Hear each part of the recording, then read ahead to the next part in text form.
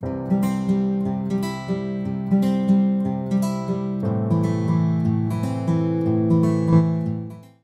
à tous et bienvenue dans la vidéo qui va vous présenter la condition si, les formules conditionnelles qui permettent d'obtenir dans une même cellule avec une formule plusieurs résultats possibles.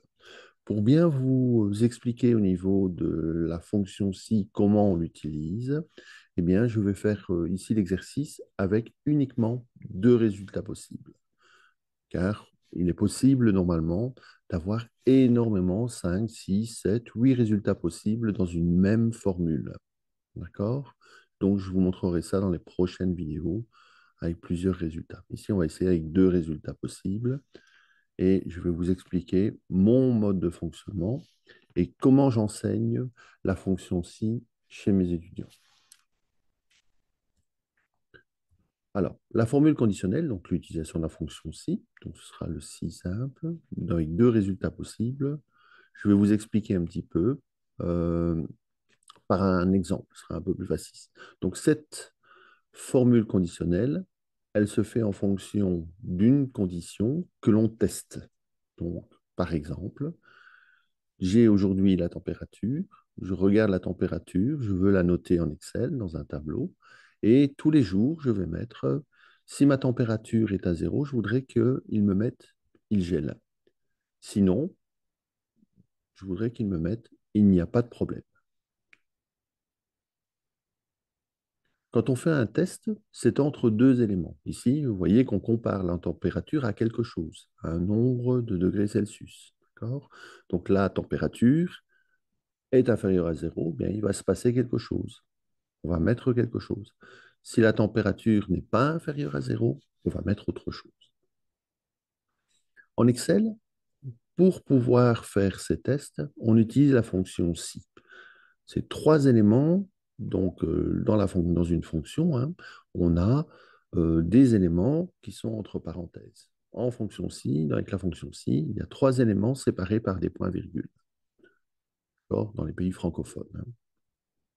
En Excel, la fonction si, c'est donc ces trois éléments. Le premier élément, c'est le test. Le deuxième élément, j'ai mis res, c'est le résultat si c'est vrai. Et le troisième élément, c'est le résultat si c'est faux. Je teste quelque chose, et donc si mon test est valide, d'accord, s'il a été validé, s'il est vrai, donc si mon test est vrai, eh bien, il va me mettre un résultat. Si par contre mon test est faux, il me mettra un autre résultat.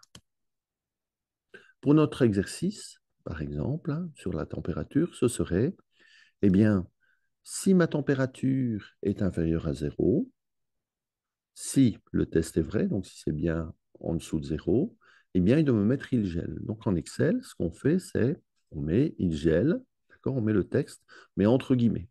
D'accord, doit toujours mettre entre guillemets, sinon il va mettre un message d'erreur. Excel va mettre un message d'erreur. Par contre, si la température n'est pas inférieure à zéro, d'accord, eh bien lui, mon résultat, il dira, ben, le résultat est faux, ma température n'est pas à zéro, par exemple, il est à 10 degrés, eh bien, il mettra, il n'y a pas de problème. Donc, si je reprends ici sur votre droite, hein, vous voyez ici, la température, 12. Comment je vais écrire ceci? Vous voyez que ici, j'ai changé la température et j'ai mis A2.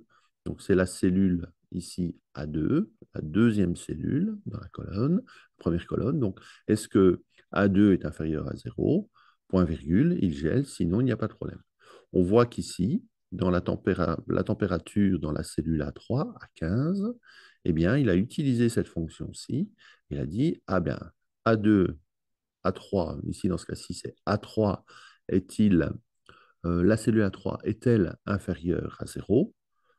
Non, c'est 15. Donc mon test est faux. Donc il va me mettre, il n'y a pas de problème. Par contre, dans la cellule A4, là, la cellule A4 est bien inférieure à zéro. Donc mon test est vrai. Donc il va me mettre, il gèle. Quand il n'y a que deux résultats, c'est facile. Hein. Donc, on peut l'utiliser comme ça rapidement, c'est facile. Par contre, quand on commence à obtenir 3, 4, 5, 20, 30 résultats différents, Là, ça commence à se compliquer. Donc, ce qu'on utilise alors, c'est la fonction si, mais plusieurs fois. Et donc, on va faire ce qu'on dit, ce qu'on appelle des fonctions si imbriquées. D'accord? C'est simplement mettre une condition si, et à la place du mettre le vrai ici, il gèle, par exemple, hein, le résultat, c'est vrai, et bien, plutôt que mettre un résultat, on va de nouveau faire une condition si. Donc, il n'y a pas de problème dans le résultat, c'est faux. Même chose, on pourrait mettre une autre condition si, et ainsi de suite, pour augmenter le nombre de résultats possibles dans la formule.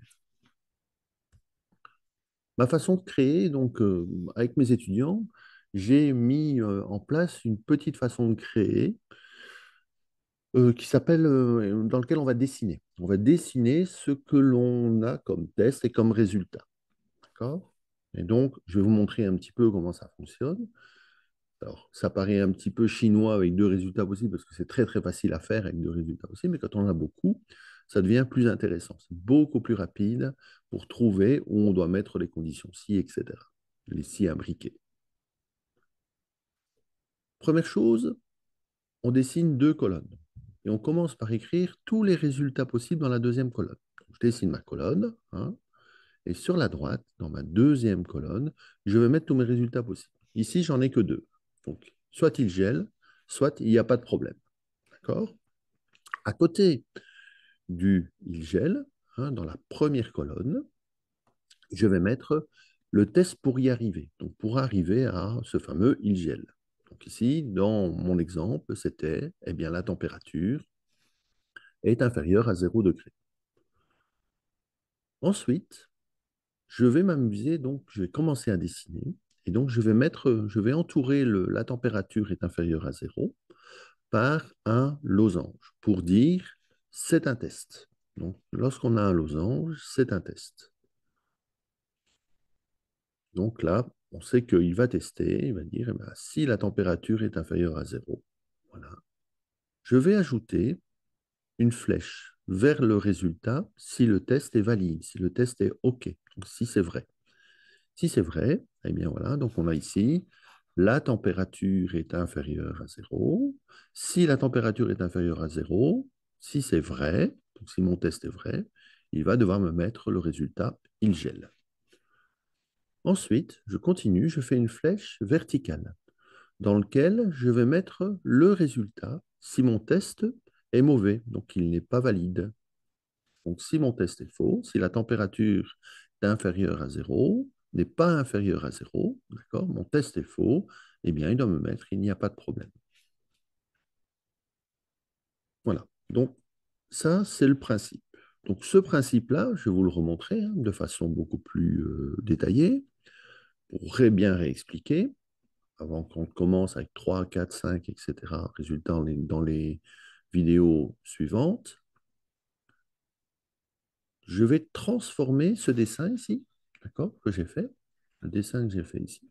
Je vais le transformer en Excel, en fonction aussi pour Excel. Donc, je vais dans une cellule, hein, normalement, et je vais écrire les différents éléments que je trouve. Je lis, je lis mon dessin, hein, je lis mon dessin comme un livre, hein, donc de gauche à droite, je passe à la ligne suivante, etc. Et je transforme tout ça en Excel. Alors, quelques notions à retenir pour la transformation, c'est quand j'ai un losange dans mon dessin, eh bien, avec le test bien sûr dedans, hein, quand j'ai un losange avec le test dedans, en Excel, je vais écrire si ouverture de la parenthèse pour le losange, et puis je vais écrire le test que j'ai réalisé dans mon losange. D'accord? Donc ici, c'est si ouverture de la parenthèse pour le losange, et puis ensuite, après, j'ai mis température inférieure à 0. Évidemment, je ne peux pas mettre comme ça température inférieure à 0. Je dois comparer des éléments qui se trouvent à la fois dans la cellule et puis dans les cellules et aller voir un petit peu ce qui se passe. Et comparer un élément avec un autre élément. Ensuite, quand je trouve une ligne, hein, une flèche vraie, je vais en Excel mettre un point-virgule. Même chose pour la flèche verticale faux, où il est marqué faux, et donc là, je vais aussi mettre un point-virgule. Tous les résultats que je vais trouver, je vais les écrire. je vais les écrire. Donc, dans ce cas-ci, ce sera il gèle ou il n'y a pas de problème. Ensuite, j'ai terminé normalement mon dessin, on ne voit plus rien d'autre à mon dessin. Je vais calculer, je vais regarder combien de losanges j'ai, et en fonction de ces losanges, qu'est-ce que je vais faire? Je vais fermer du nombre de losanges que je trouve pour fermer ma formule. Dans ce cas-ci, c'est facile. J'ai un losange, je trouve un losange dans mon dessin, donc je vais fermer une seule fois et je vais donc mettre fermer la parenthèse. Pourquoi je ferme la parenthèse? Parce que quand j'ai commencé ma condition si, j'ai mis si ouverture de la parenthèse. Donc il faut absolument que je ferme cette fameuse parenthèse. Donc ce qui donne ici, ce qui donne, hein, si je reprends élément par élément par rapport au dessin, le losange, c'est si ouverture de la parenthèse. La température inférieure à 0, eh bien, ce sera A2 inférieur à 0. D'accord? Donc, c'est la cellule A2, où il y avait le 15, le 12, etc. Hein, ça, on verra après. Et ensuite, qu'est-ce que j'ai? J'ai la ligne vraie, enfin, la flèche vraie, donc je mets point virgule. Et ensuite, après, qu'est-ce que j'ai encore d'autre? Il gèle. D'accord? Donc, je dois mettre en Excel. En Excel, c'est entre guillemets, il gèle. Ensuite, qu'est-ce que je trouve ici? Donc, je suis ici pour le moment. Qu'est-ce que je fais ici? Je descends et je vois le faux ici. Donc, le faux ici, ma flèche. Donc, qu'est-ce que c'est? C'est la flèche faux. Donc, je mets point virgule. Ensuite, il n'y a pas de problème. Et donc là, entre guillemets, je vais écrire il n'y a pas de problème. Et ensuite, qu'est-ce que j'ai d'autre? Je regarde le nombre de losanges que j'ai dans mon dessin. J'en ai un, donc je ferme par une parenthèse. Et donc, ce qui donne, évidemment, ici, j'ai mis, pour que vous puissiez bien voir, on a l'impression que j'ai mis des espaces. Normalement, il ne faut pas mettre d'espace, sinon vous allez avoir aussi une erreur dans votre fonction si. Si, ouverture de la parenthèse, A2 inférieur à 0, point virgule, il gèle, entre guillemets, point virgule, il n'y a pas de problème entre guillemets, fermez la parenthèse. Voilà. Voilà le principe de l'utilisation du dessin pour créer une fonction si. Je vous propose de voir un exercice pratique, si vous voulez, dans la vidéo A2.6, et par la suite, je vous montrerai avec 2, 3, enfin 3, 4, 5 et plus de résultats, d'accord, et des variables différentes. Je vous expliquerai tout ça dans les prochaines vidéos. Merci à vous pour votre écoute. Et n'hésitez pas à me dire au niveau commentaire si vous avez des questions ou quoi que ce soit, je vous répondrai avec grand plaisir. Bonne journée.